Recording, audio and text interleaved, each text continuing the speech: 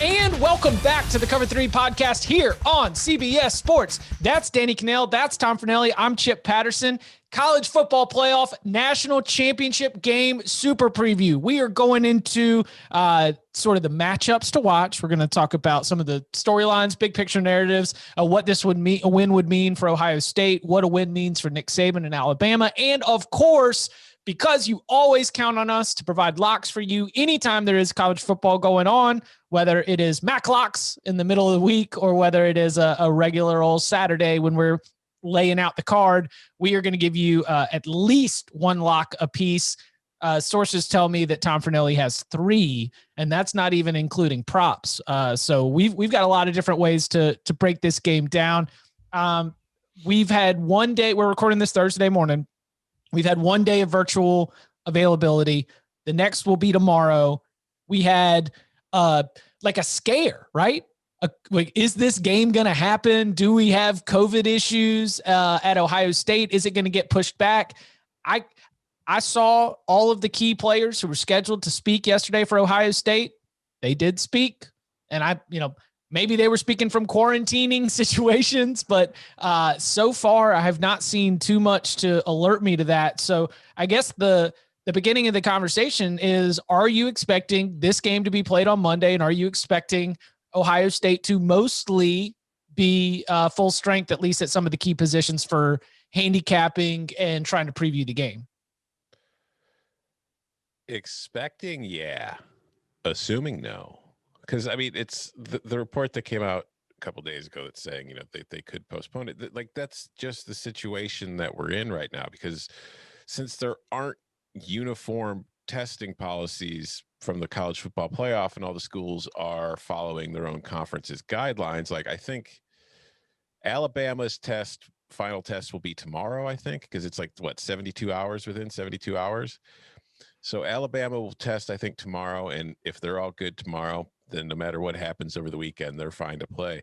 But Ohio State's got to test up until Monday. So this is still a fluid situation with the Buckeyes where anything could change in the next few days. And this game could be postponed. And you mentioned, like, the key players were able to talk at the virtual press conference. But who do you consider the key players? Haskell Garrett and Jonathan Cooper, because I thought Ohio State's defensive line was one of the reasons they beat Clemson. And I think that especially when we look at the interior with Haskell Garrett, who is the Big Ten Defensive Lineman of the Year, going up against a backup center for Alabama in Chris Owens with Landon Dickerson not there, I think that the defensive line for Ohio State against Alabama's offensive line, Joe Moore Award winners, best offensive line in the country, I think that's a huge matchup in terms of answering the question, can Ohio State limit what Alabama does offensively? So those are the two and Sean Wade also a huge piece of that. It was all defensive players. Kerry Coombs, the defensive coordinator, he didn't have any updates.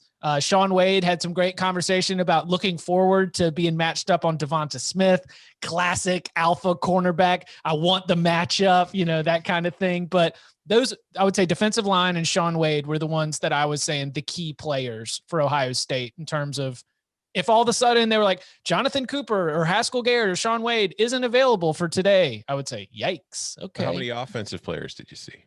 Well, that's later this afternoon. That's what I'm saying. So we don't know that yet. And that kind of makes it weird, because when it comes to handicapping, like for my locks and everything for this game, I'm working under what we know now. And based on what we know now, it's like the assumption that players, like key players, are playing, but we don't know. Like the initial report was like they didn't have enough at a position group. Is that position group linebackers? Is that position group offensive line? Is that position group receiver? What was the position group that was affected and apparently or reportedly getting close to being, in perilous shape? So that's the one thing. So it's like, because if half the offensive line is missing, okay, that worked against Michigan State and they were fine. I'm not sure that's going to work against Alabama. You know what I mean? So there are a kind of variable and wild cards at play right now that are just making it more difficult to figure out.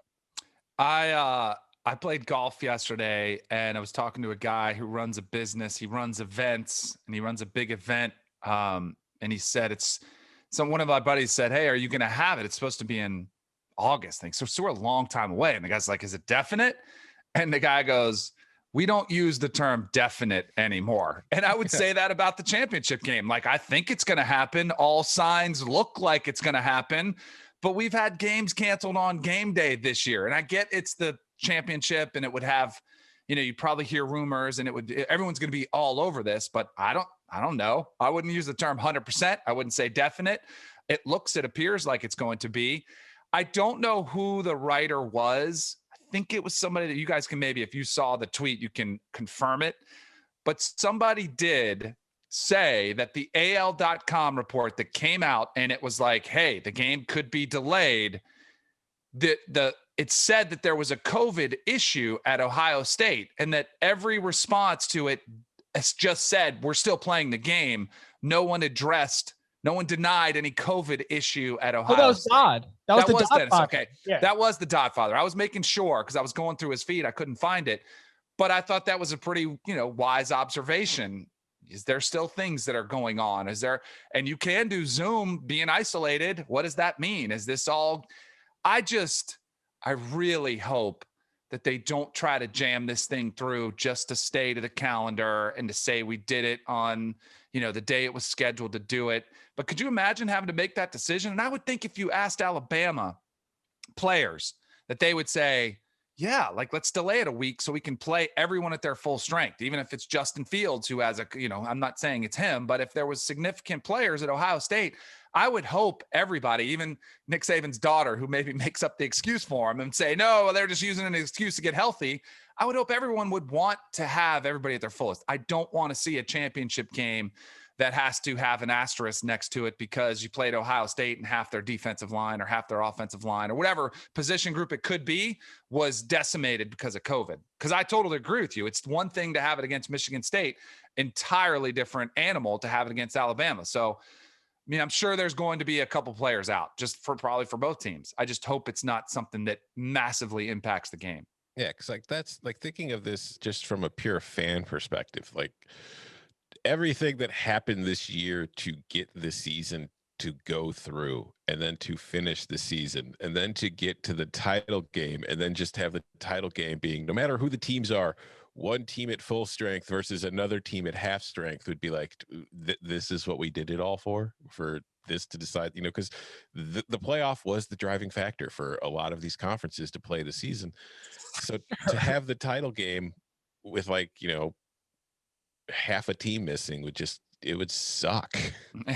Okay, so this is a little early in the show for just a moment of total honesty, but like Danny, I really appreciate that you were able to give like the competitor, the player's perspective. Tom, you're hitting on the fan perspective. Let me tell you, I don't want this to get delayed because I'm ready for this thing to be done. I am so tired. This has been such a mentally exhausting season. Yeah. And it's been going on since July with this will they, won't they. The off season and the whole summer was exhausting. Like, let's get this Frankenstein season to the finish line, please.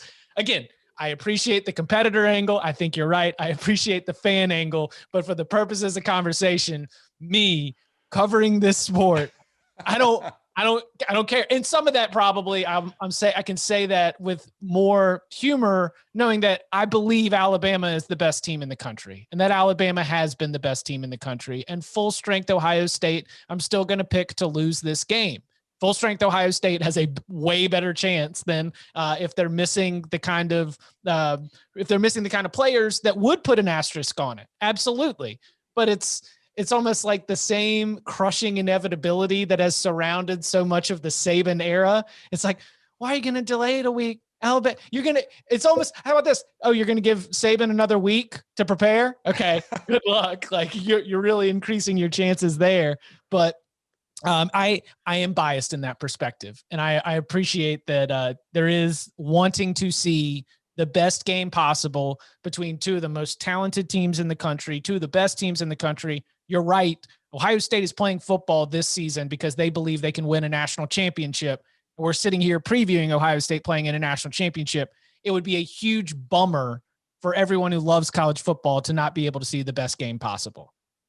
I'm just ready to end this season. listen, I'm there with you. I just want to end the season with an actual title game. That's true. That's fair. Okay, but like, so think about. I'm sorry to keep this going on, but think about Sark. Like, think about that. Like, he wants to start forming a staff, start recruiting. Like, he might be one of the only coaches that are like, hey, let's just play this thing. Let's go. whoever you got, let's suit them up and go. So we will be continuing to pay attention to this. We think, but like you said, Danny, there are no definites. Do y'all want to tackle some of the numbers here, or do y'all want to get into the matchups? I'm good with either. Don't matter to me. Let's go. Okay, well then let's jump right in. So at William Hill right now, this number's up at 8. And, we opened around 7.5. I saw it tick down to 7. It's up to 8. Which way are y'all leaning on this one? By the way, a little bit of news as we're recording, the Alabama availability is going on right now. Official Jalen Waddle is game time decision.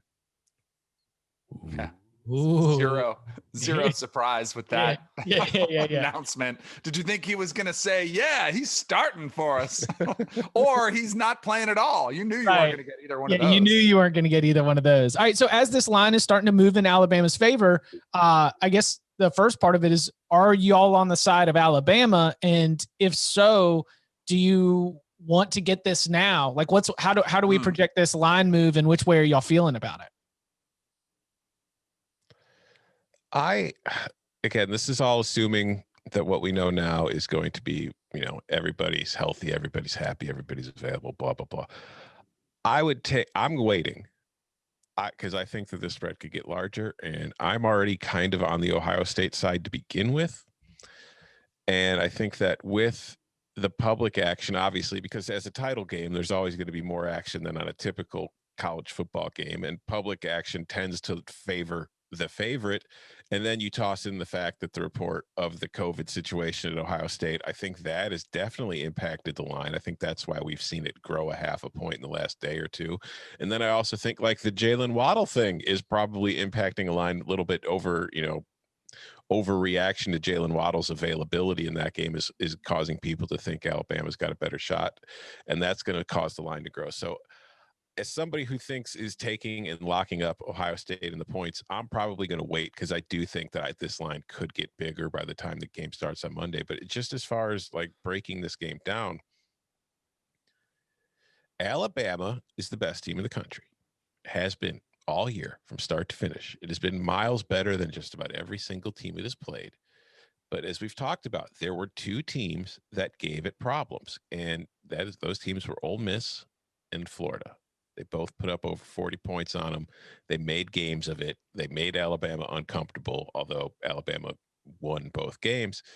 And Ohio State offensively is along the same lines as Florida and Ole Miss in that they have the receivers that can attack you vertically, and they aren't afraid to do it. That's what Florida does. That's what Ole Miss did. And that is the one thing that has genuinely always been the Achilles heel of Alabama's defense in the Nick Saban era. If you have good enough receivers and a good enough quarterback, you can get them deep and you can get big plays. And I think that Ohio State with Justin Fields and Chris Olave and Garrett Wilson have all that. And the difference between this Ohio State team and that Ole Miss and the Florida team especially is Ohio State's a much better team running the ball. Trey Sermon has come on in the last 3 games. He's like 630 yards in the last 3 games, although 330 of them were in the same game. But he has added another element that Florida didn't have. Ole Miss can run the ball, but they didn't really have, they don't run the ball often, but they can when they do. And Florida's just abandons it pretty much in the first quarter. So as soon as you get into a shootout with the Gators, Dan Mullen takes that part of the playbook and throws it away and says, all right, we're just going to throw it 50 times. Ohio State, I think, can, with Trey Sermon, they could do kind of like a hybrid of what Notre Dame tried to do last week, in that I think they can control the clock, or try to control the clock and keep it running with the ground game to keep the chains moving and keep the Alabama offense off the field, because that's really what it comes down to with Alabama. You have to outscore it. They're going to get at least 35 points. They're probably going to get 40. They might get 50. you can't just sit there and say, all right, we need to hold them to 20 something and then we could beat them. No, you have to go out there with the plan of saying we have to score 40 points at a minimum if we want to have any chance to win this game. And Ohio State can do that. And I think that they're going to try to limit the possessions Alabama has, but they also have the capability that when they need to, and that was the difference with Notre Dame, they were able to control the ball. But when they needed big plays and they needed to score, Notre Dame didn't have that capability. Ian Book and their receivers aren't the big play threats that could strike at Alabama's weakness. They had to put together long drives. Ohio State can do both. And because of that, I think that Ohio State has a much better shot of covering the spread because I think the spread is a little bit too large. I would probably have it more in the 5-6 point range. So the larger it gets, the more attractive it becomes to me. That said, I still think Alabama's going to win the game more often than not, far more often than not, honestly. Like if there's a blowout, it's going to be a blowout Alabama win. Ohio State is not blowing Alabama out. But I do think that Ohio State can win the game, and I do think a lot of the time they're going to keep it closer than a touchdown. So if I'm getting 8 points, that's where I'm going. I'm really torn on this one. I would say the same thing I said coming into bowl season. Like, I hope you made all your money in the regular season already. Like, I feel like there are better edges. You know, you guys will hear me say, hey, I think there's better value elsewhere where there's only one game. So we got to try to find the value in this game. I do agree with you, Tom. I think you kind of have to take Ohio State in this spot. I also try to look for an emotional overreaction, right? Like, hey, what are we just reacting to? And Ohio State just had their best game of the season. Are they going to be that team, or is Justin Fields going to be that guy, or is he going to be who he was through the 6 games previous? I don't know. Like, can he keep the momentum going? I don't think he plays that well against them, but does he have to? I don't think so. Trey Sermon's been awesome too. I think the overreaction line would have been if Ohio State was a 5 or 6 point underdog. Like, I think 7.5, 8 is a good line because it's really tricky. A question I have for you, Tom, is you said you're going to wait, because I would tend to believe like, hey, I think that's the smart move to wait. But if you wait and it's because there's a couple defensive linemen announced out for Ohio State, like, how much is it going to move? And then at what point are you like, well, man, this is a bad side. Like, I like, because then if then you're like, well, Alabama's just going to boat race them. Like, if they can't stop them at all, they're going to get off the field against them. So I think if you're going to take Ohio State, which I am, I think that's the right side to just jump in it now, unless you say you want to bail on it. Like, if the bad news comes out, I'll really try to stay away from it. Because then I don't know if it's 9.5, if it's 10.5, you know, if it's still good value. You know what I mean? Like, yeah. I think if you like Ohio State, you just take them and kind of roll with it and hope that they put out a pretty good product and continue that the trend of late. See, I think it'll depend too. Like, I feel like if there's bad news that comes out, whether it's defensive line, offensive line, receiver, whatever, if Ohio State is missing a few players, I think receiver will be the most important one. Like, I think if you find out Chris Olave is gone again, which I don't, I mean, he missed the Northwestern game, and we saw what kind of impact that had on Ohio State's offense in that game. Or if Garrett Wilson's out, we know that's going to have a major impact on what they can do, because the receivers are what you need to, you know, keep up with Alabama. So if that happened, I think that I would probably just stay away from it altogether. But if it's offensive line, defensive line, linebackers, whoever, I think that the natural reaction for the public, which is already heavily leaning Alabama's way to begin with, will just push that even further. And I think it would likely push it past further. Like, it'll probably be an overreaction. Like, we'll probably see more point movement than we probably should if we're critically breaking down how that kind of losses will impact the game. So I wouldn't be surprised if, like, we find out a couple, you know, guys are missing, that line jumps to 10 points.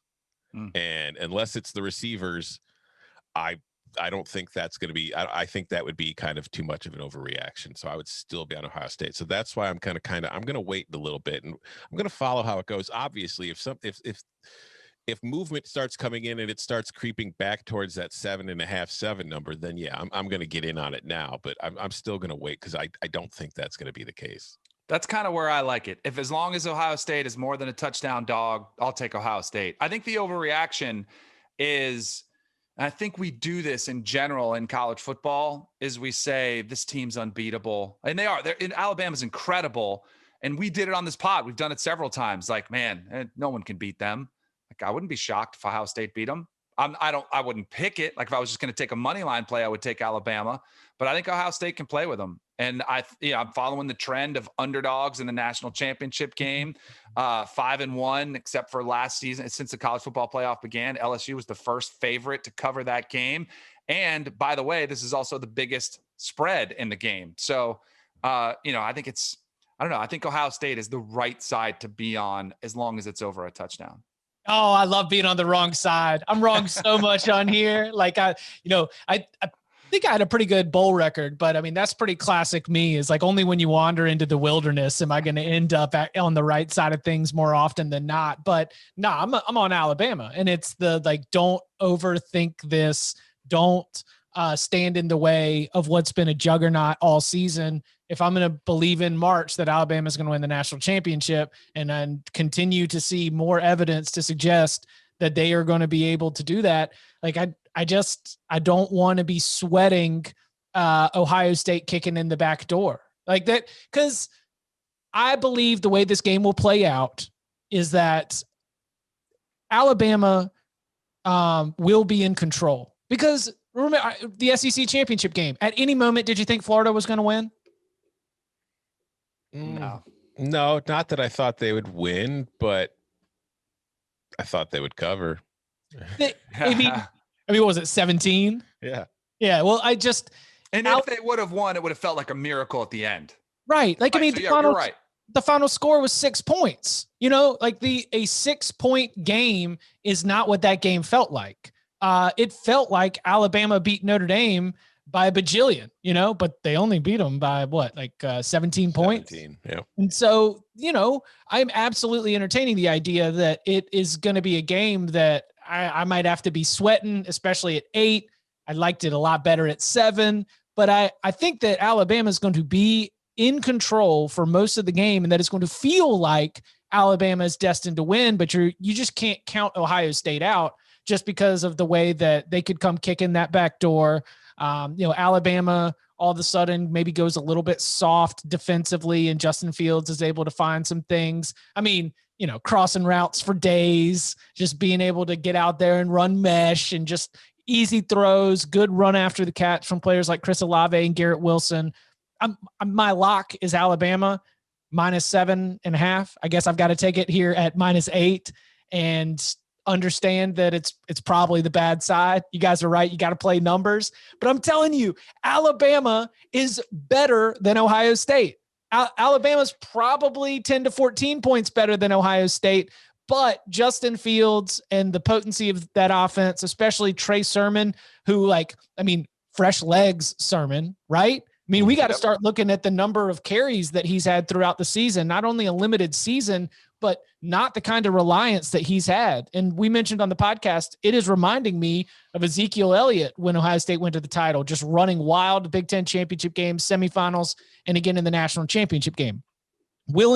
I got to be honest with the listeners here.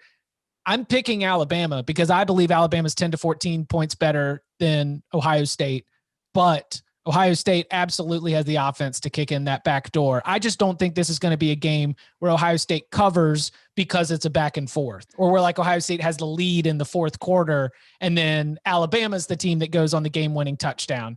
I believe that Alabama will be holding serve through much of the second half. Who do you think is better, Ohio State or Florida? Ohio State. Quarterback play is so much. I mean, we're talking about paper airplanes. I agree. Real mobility. I agree. How many points did Florida lose to Alabama? 6. I know. That's where I know. That's the thing. Like you're saying, you think Ohio State or Alabama's 10 to 14 points better than Ohio State, and I appreciate that because that's what I think most people believe. But if you look at Vegas power ratings, not nearly 10 to 14 points. Most Vegas power ratings have Alabama is about 5 points better than Ohio State. I am taking I'm taking not the best. It's almost like old school, throw out your best score, throw out your worst score, then you take something in the middle. Like if I think that whatever our median or mean is for Ohio State's performance, the performance has not lived up to the power rating often. And, right.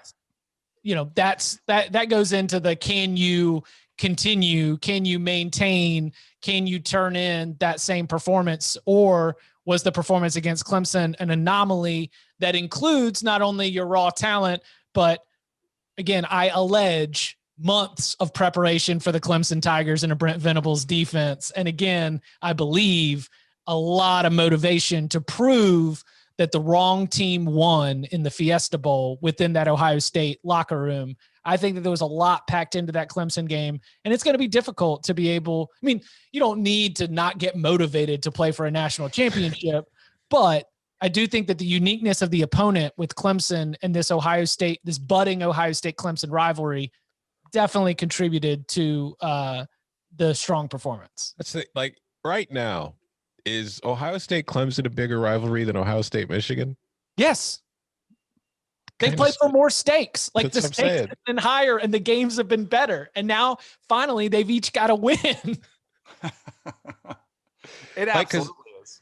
Yeah, because that's the sense I get from Ohio State fans I know and that I deal with is that they really hate Clemson more than they hate Michigan right now. Like Michigan, they're just like, whatever. They're our rival, but we're not really worried about them in any way. What's funny is if you go back to pre 2014, you would have said, hey, is Alabama the bigger rival? Because those two fan bases talking about who owns college football, they wanted a piece of each other. That was a pretty nasty one for teams that didn't have the long tradition, and now they're there. By the way, I hate this too, because it goes back to the lack of confidence. I am a believer in momentum, confidence, bringing in that game. But I will be so mad at myself if Ohio State rolls up and Justin Fields goes back to the erratic, throwing it over, 3 picks, goes back to the quarterback we saw all year, and Chip was right, because that is the bigger body of work. That is the Ohio State. But I'm counting on the fact that was COVID impacted, lack of practice, and all of those things. And the Trey Sermon momentum is just as real with those fresh legs. By the way, Nick Saban's record against the spread in college football playoff championship games, national championship games. Are you guys aware of what it is? No, is it not good? 0 for 4. He was 3-0 against the spread in the BCS championship games, but in the playoff era championship games, 0 for 4. That begs the question, is Saban just not good enough? That's right. Hey, great coach. Wait, good coaches win. Great coaches cover. Yeah, not the GOAT. No way. Coming up on the other side, is Nick Saban overrated? We'll dive into it more next. So what does this game, regardless of result, what about the Ryan Day side of things? Has Ryan Day, with his small body of work and with what he's done so far with this Ohio State program, does he need a win? Does he need a cover or a strong performance to be able to validate where he stands among his peers? Of all the different ways that we are thinking about how the conversation may change or be altered by what happens on Monday night down in Hard Rock Stadium in Miami, what about Ryan Day and the way that we look at him is potentially on the line or hanging in the balance?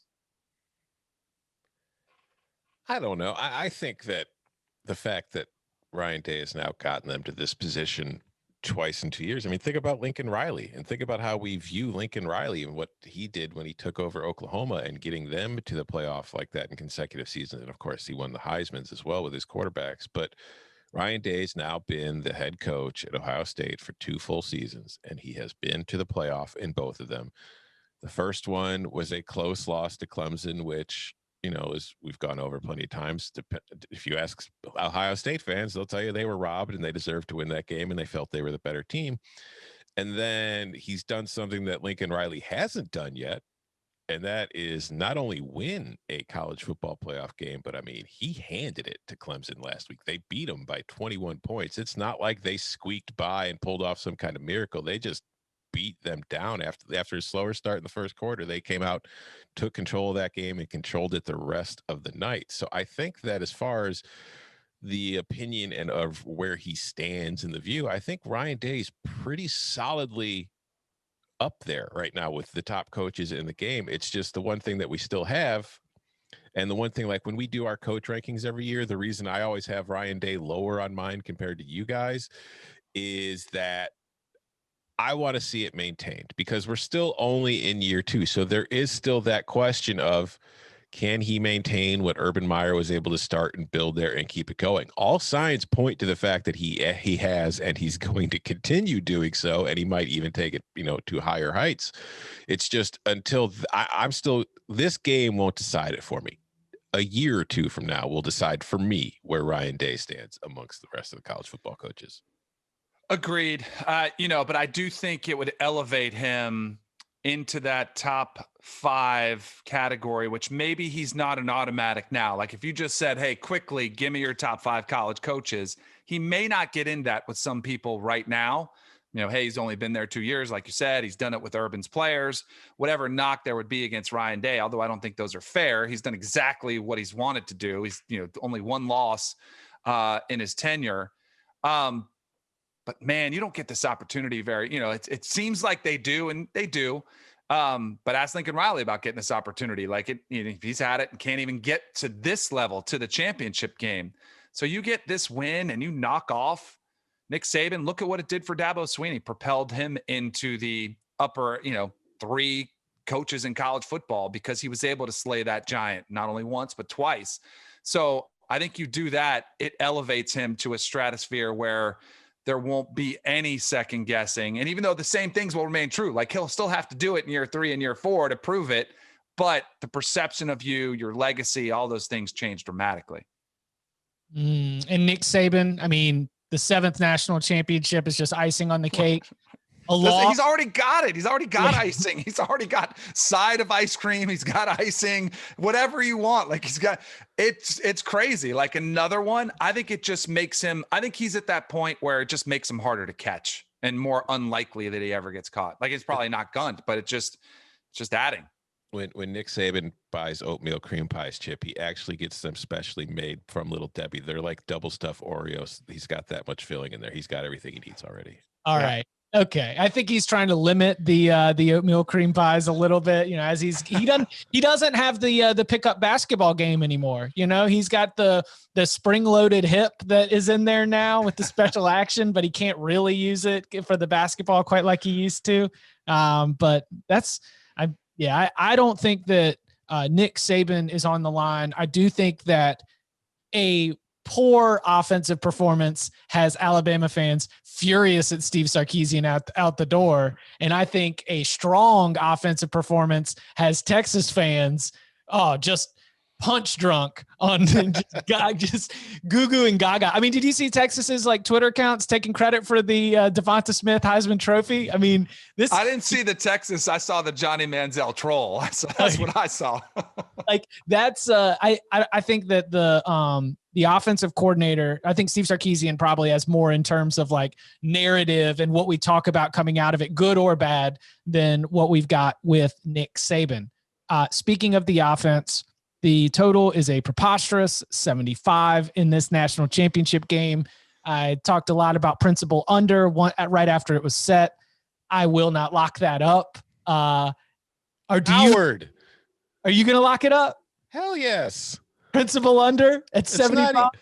I mean, it's partially principal, but it's also kind of supported. I mean, look, the over in Alabama's games this year is 7-5, and it's 4-1 in Ohio State's. But as far as this game is concerned in this matchup, if you just look, Alabama's played 12 games this year.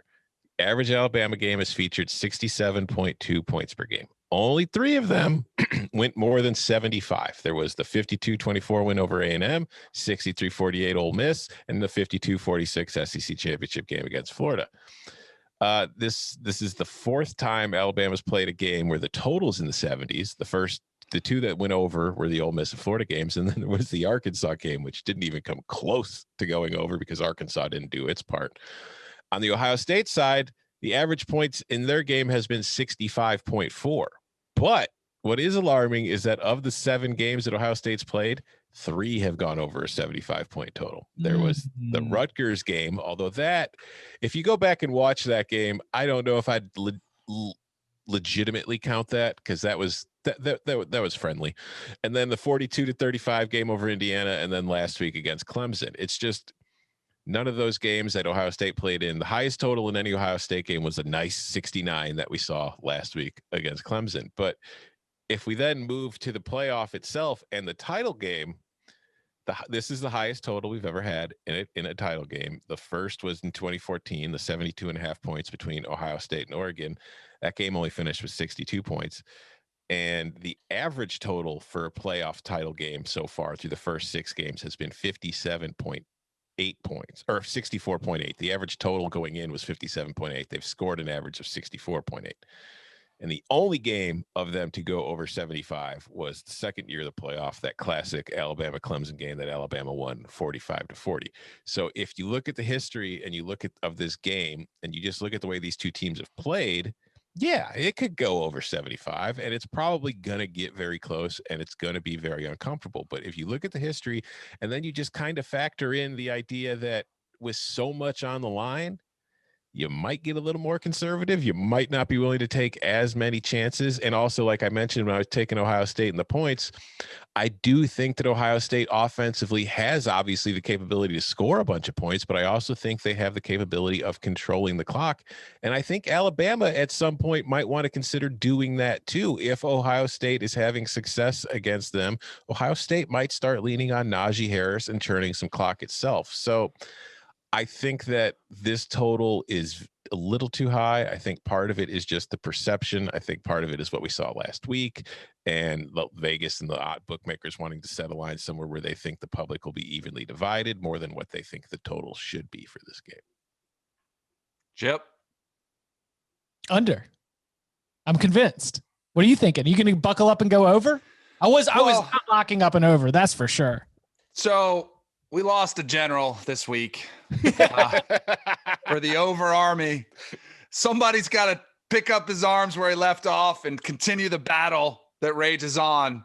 I think in this game, I'm going to be that person. I'm going to take on the role of general of the over Army. Tom, you gave some excellent stats on the national championship game, on the low scoring totals that are there. Are you aware, which I'm sure you are, of the record of the over in the national championship games since the college football playoff began? What is it? It's like 5-1 to the over. 5-1. The over is 5-1. The only time was that Oregon Ohio State game in 2014 when it was set in the 70s and came in at 62. I think like both of these defenses you gave the examples that actually help my point. Like Alabama's defense was really good against some very average quarterbacks, some very average offenses. When they played really good quarterbacks and really good offenses, they gave up a bunch of yardage and they gave up a bunch of points. Texas A&M, Florida, and Ole Miss. Ohio State, we've seen them, like Indiana, they're good. Like they're a good football team, right? We've established that, but they put up a lot of points against Ohio State's defense. Ohio State's secondary is not very good. They're dead last in the Big Ten in pass defense. What does Alabama do really, really well? They throw the ball vertically down the field. Now, I think that Ohio State's defensive line, they're actually pretty good against the run, which I think I think that they would like to play it conservatively. They would like to establish that line of scrimmage with Najee Harris, run him a little bit more, but I think they might have to throw it and they might have to take their chances down the field because that's what's working, which will lead to more points. So I'm going to take the over in this game. So we got a little fight going on. Championship game. So we've got just to review for all of our listeners out there, that would be fight for Danny and Tom on Ohio State against Chip on Alabama, and a fight Danny against Tom on the total. And I'm emotionally supporting you, Tom, but I'm spooked. I am totally spooked. All right. We've also can I add this? Because I had the over in the North Carolina Notre Dame game, and I think it was Tom that gave it out. It went out like guns blazes. Like it was right off the bat. It was bam, bam, bam. There was a bunch of scores, and the total got up to like 83. I think if that happens, text me and I'll get on the under with you at that point. Because it's like there's insanity that unfolds. Yeah. Usually the flow of the game slows down a little bit, and then you try to get that. So if that happens, I might live bet that one. Yeah, actually, I think that's pretty smart. Like if if you're scared of this total now and you're leaning under, but you're scared of taking it, Chip, we're talking directly to you. I know. Maybe you just wait and hope that, like, yeah, both teams score on their opening possession, because Then, if both teams score, that thing is going to jump to like 90. Yes. And that is preposterous. We're not going to see daggum 90 points. All right. So we also have half and quarter plays available. What do we think? I really like Alabama in the first quarter. They've been a great first punch team all season long. Yeah, the line at William Hill for the first quarter is Alabama minus half a point. I like it. This is Alabama, like you said, has been very good in the first quarter. It ranks third nationally in points scored per game and 14th in points allowed per game and only 3.1. But more than anything, it's Ohio State. Like in the first quarter, they're a slower starting team. That's not to say that they're bad. It's just they really kind of get into gear, specifically on defense in the second quarter, because in the first quarter, they ranked 10th nationally. They averaged 10.4 points per game. They ranked third nationally in the second quarter by scoring 14.9 points per game. It's on defense. In the second quarter, they allow 2.9 points. In the first quarter, they're allowing 5 points, which is 40th defensively. So I just look at that and I think that, okay, Ohio State is a team that kind of needs to settle in, see what you're doing, and then they make adjustments. So I think that, I mean, a lot of it, what sucks about these first quarter plays is the coin flip could have a huge impact on what's going to happen. But I do think that Alabama in the first quarter laying half a point, there's a very good chance that they're going to be leading the game after the first 15 minutes. So I like that more than either the total or the spread, honestly. I might like that too. I like the way you're thinking. I think if you trust more in this spot, yeah, there we go. Lock it up. I do. I agree with everything you say. I think, like, who do you trust more in this situation? And it shouldn't be a knock to Ryan Day or anybody on that staff, but this team is just, they're so used to being there. They're so dialed in. Sark is I think he'll have a great, like, scripted first 15 where he'll have some success. They'll be feeling things out. Mac Jones has been Mr. Consistent. We've seen Justin Fields a little bit inconsistent, even though he's coming off a great performance. Early in that game, there were a couple throws against Clemson. Even it was like, is he going to, what are we going to, and then all of a sudden he turned it on. So curious how the ribs might take him a while to get hit a couple times. How's he feeling? All those sorts of things. So I like the way you're leaning with Alabama in the half in the first quarter.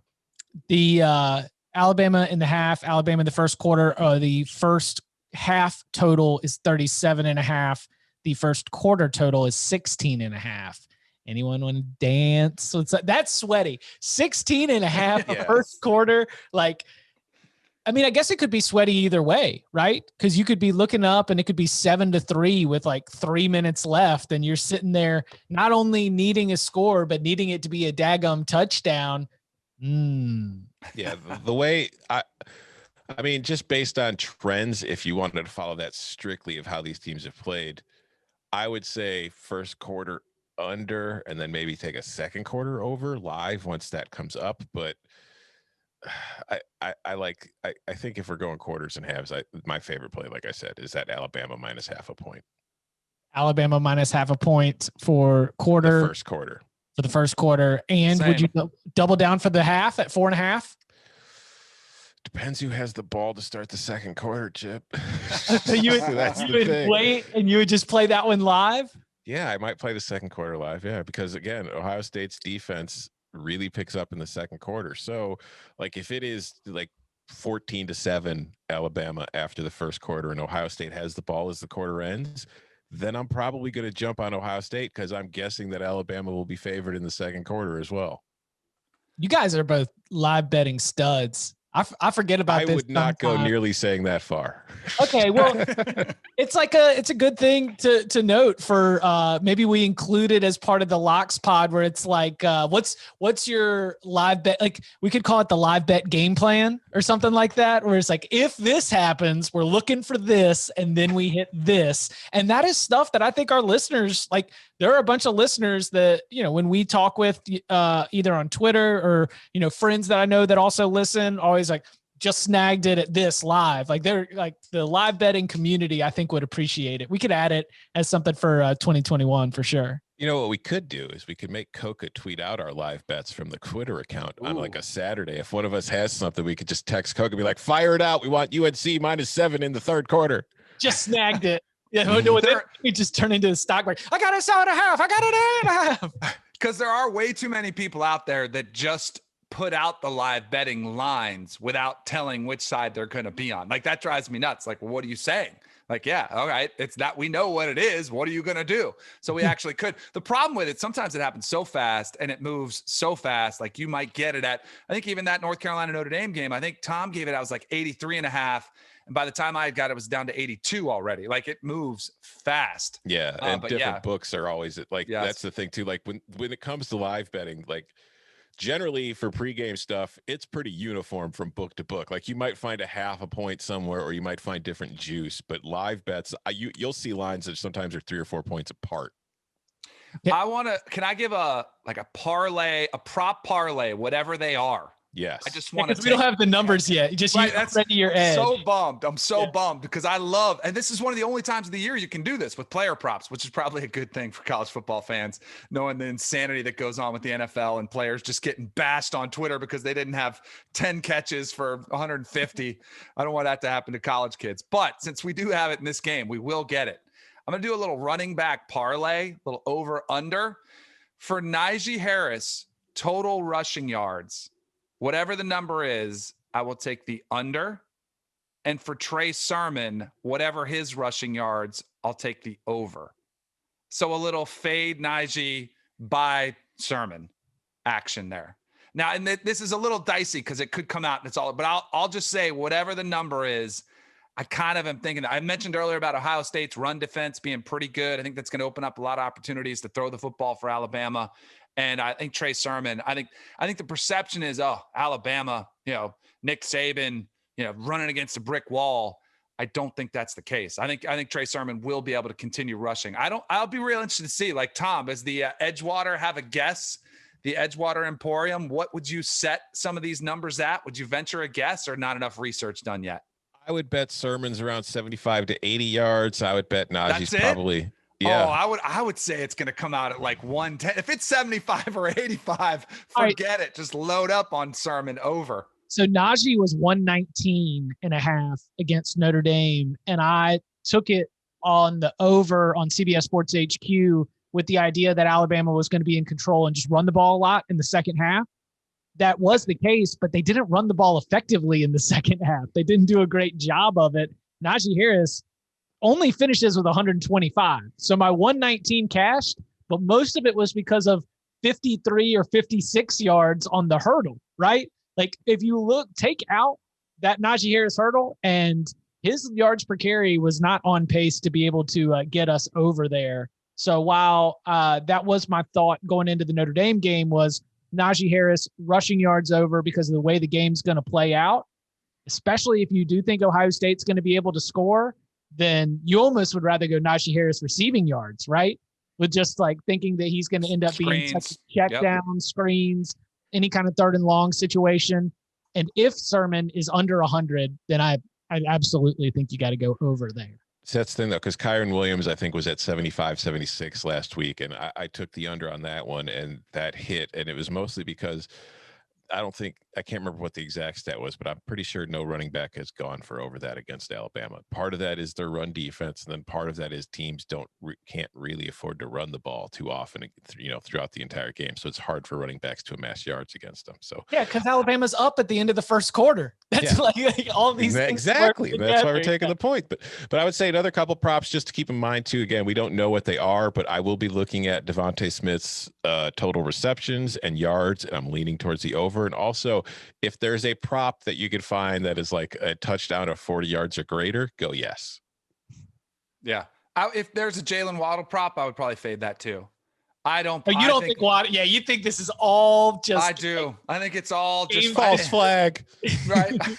Right. I do. I'd love to see him come back. I'd love to see it happen, but I'm not gonna believe it till I see it. Okay. All right. Final thoughts, narratives, X factors, anything lingering about the game that fans should keep in mind or have their eye on? Hopefully they play Monday and hopefully everybody's available.